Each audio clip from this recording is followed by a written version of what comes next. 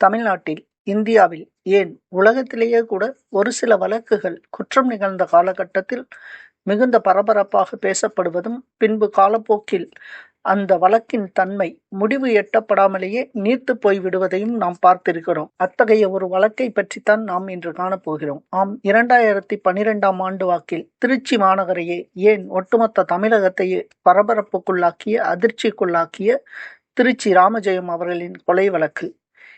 திரு K.N.. Nehru அவர்களின் தம்பிதான் இந்த ராமஜெயம். அதிகார மையத்துடன் நெருங்கிய தொடர்பில் இருந்தவரும், எம்.டி. சார் என்று தன் நெருங்கிய வட்டாரங்களினால் அழைக்கப்படக்கூடியவருமான ராமஜெயம், மார்ச் மாதம் 29ஆம் தேதி 2012ஆம் ஆண்டு திருச்சி கல்லணை செல்லும் வழியில் ஒரு முட்புதருக்குள் சடலமாக கண்டெடுக்கப்படுகிற அந்த வேளையிலிருந்தே திருச்சி மட்டுமல்லாமல் ஒட்டுமொத்த தமிழ்நாடும் பரபரப்புக்குள்ளாகிறது.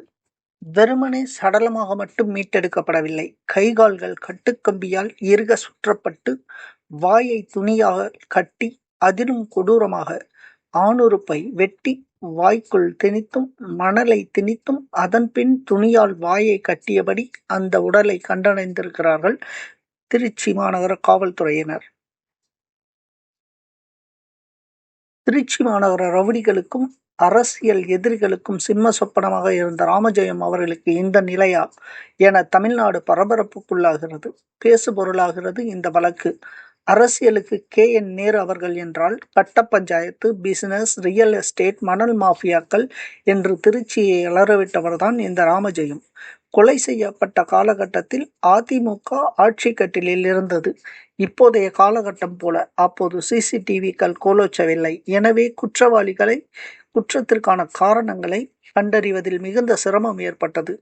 அதிமுக ஆட்சி காலத்திலேயே திரு எடப்பாடி பழனிசாமி அவர்கள் சட்டசபையில் தெரிவித்ததைப் போல 1000 பேருக்கு மேல் நாங்கள் விசாரணை நடத்தியிருக்கிறோம் என்று கூறியிருக்கிறார். இருந்தாலும் அதிலும் எந்தவிதமான பலனும் கண்டறியப்படவில்லை.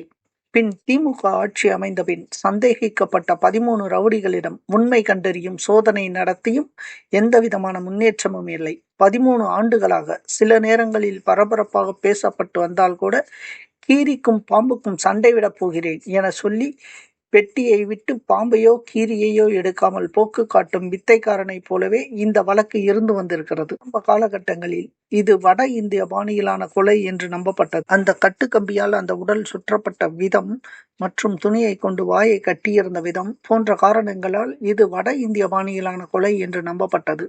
அதன் அடிப்படையிலேயே இந்த விசாரணையும் முடுக்கிவிடப்பட்டு பின்பு முடங்கியது.